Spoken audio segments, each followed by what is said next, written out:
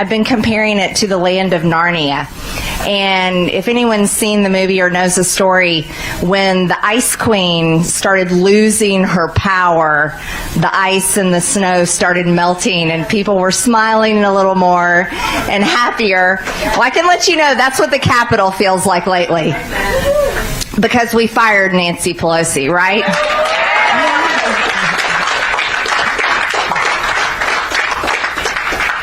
But that doesn't mean anything has changed yet.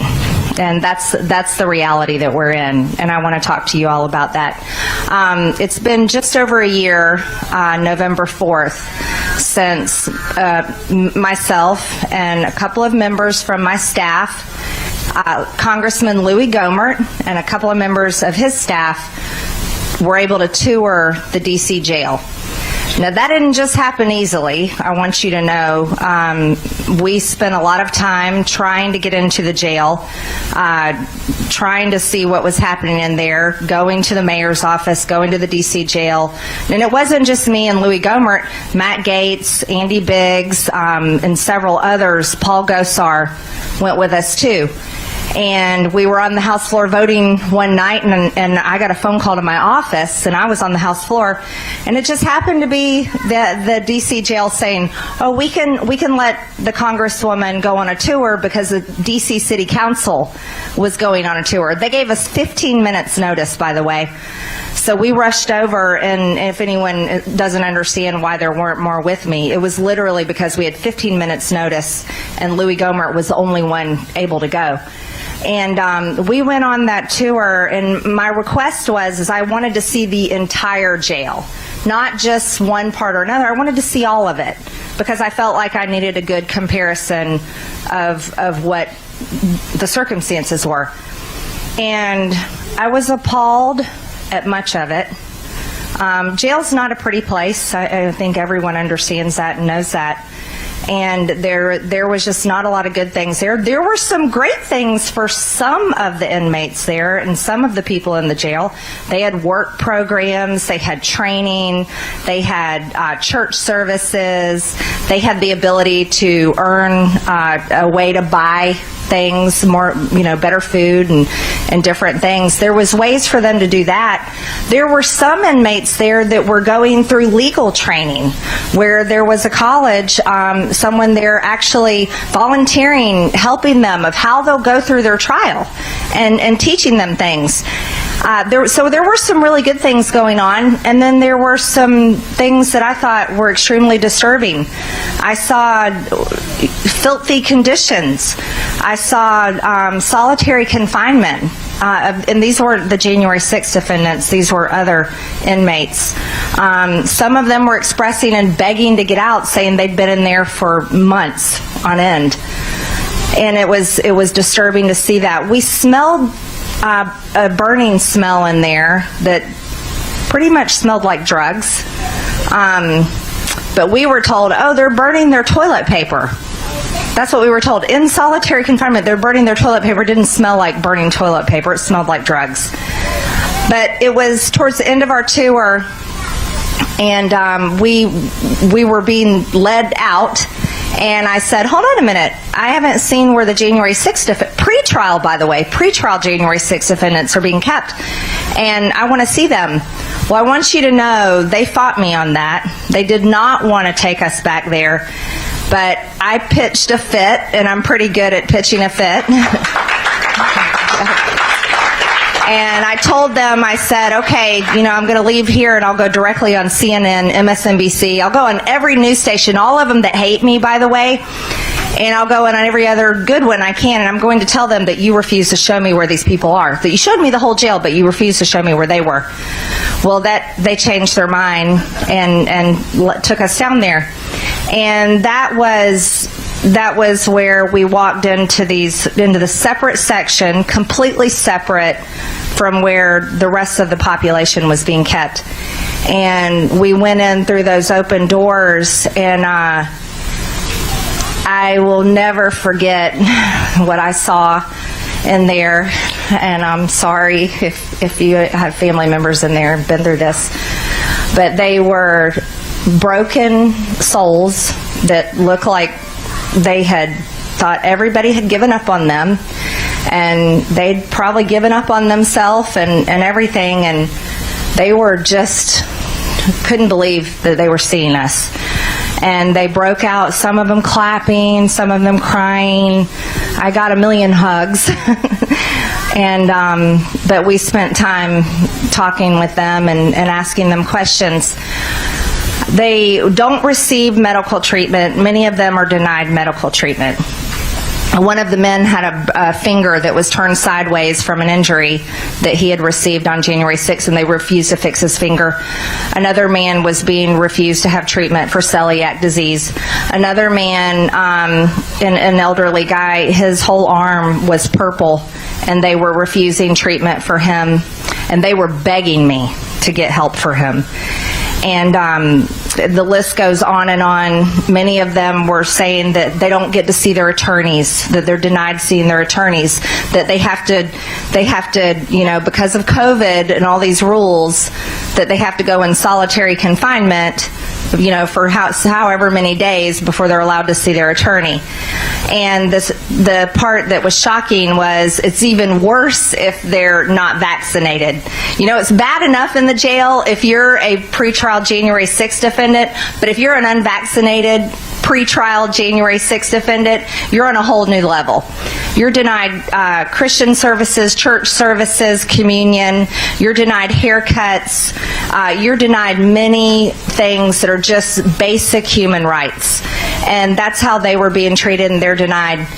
And then one of them showed me a video that he had on a laptop, and I still don't understand how he had it, but he did have it. It was for his trial. Showed me a video of Rosie and Boylan, and she was on the ground after being beaten and trampled, and they were giving her CPR. And they were giving her CPR, and there were people, Capitol police officers came and drug her away from life-saving CPR. And that shocked me.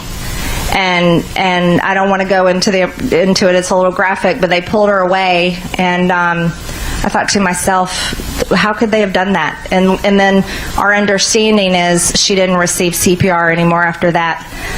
So there was so many things they talked to me about, and I wish I could have spent more time with them and heard more from each of them. But 9 o'clock came, and when 9 o'clock came, they got very excited, and one ran and got something special. He went and got an American flag and brought the American flag out, and he went up on the second level and stood over the banister with the American flag, and they said, "Would you sing the national anthem with us?" And I said, well, I'd be honored to sing the national anthem with you. And I looked up at the flag, and it was a piece of paper. It wasn't a flag, it was a piece of paper, but it was a flag because someone had used red and blue ink and made a flag on this piece of paper that they held, like this one, over the banister for everyone to salute. The veterans saluted, and then the rest of us put our hand over our heart and sang the national anthem. And I want to tell you all something.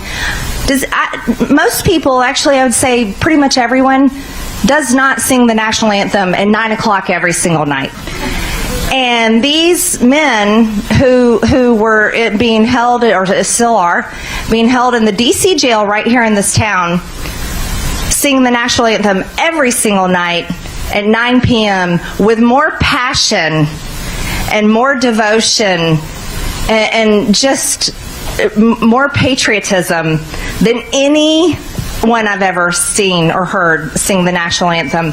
And they are being politically persecuted by Biden's Department of Justice and the Democrats because of Trump and because they went in and trespassed in the Capitol. Now, I won't defend what any of them did that day because I wasn't happy that day either. But I will tell you, they have a right, they have due process rights, they have a right to their trial, they have human rights, and it's all, they are being abused. And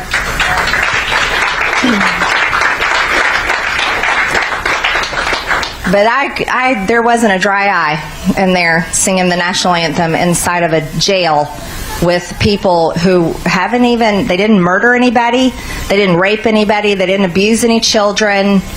Let's see, what else did they not do? They didn't burn down any businesses or loot them during BLM riots. They didn't kill anyone like police officer David Dorn. There's a lot of things those guys didn't do, but they're being held in there longer than anyone. And I know I'm preaching to the choir on that. But since then, I want to tell you, since then, we wrote that report, Unusually Cruel.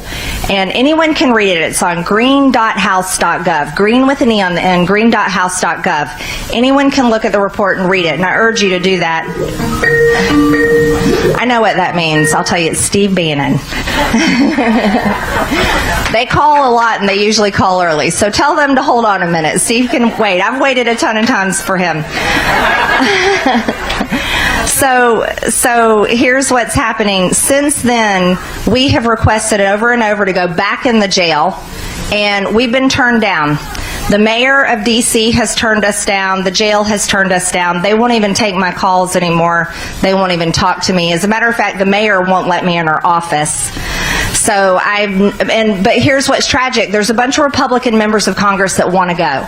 So it's not just me and a few others anymore. There's a whole bunch that want to go. So I want to give you that hope. And then I want to give you a little more hope before Steve comes on. And here's what I want you to know. I just left a meeting about being on oversight committee starting next year in January. Yes. Yeah.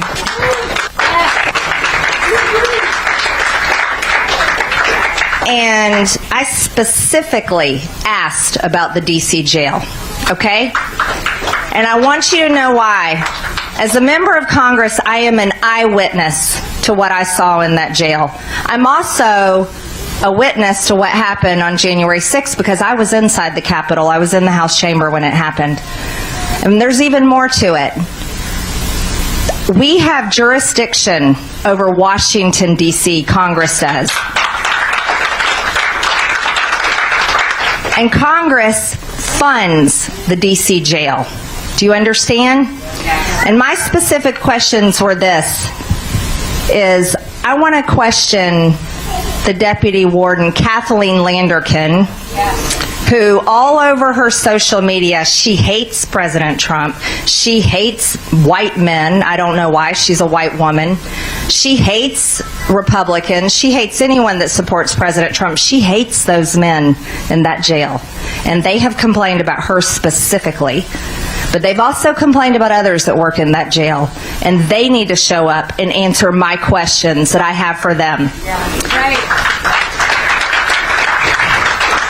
We also have the U.S. Marshals wrote a report and did not give a very good grade to Mayor Muriel Bowser's jail here in the town that she's supposed to be mayor of. The mayor is going to be asked to come to our committee because I have questions for her too. We have questions for Mayor Muriel Bowser, so there's going to be an investigation into the D.C. jail. I want you to know that. And that's how we look forward. We have to look forward in that way. But here's something else. Merrick Garland's Department of Justice needs to be held accountable.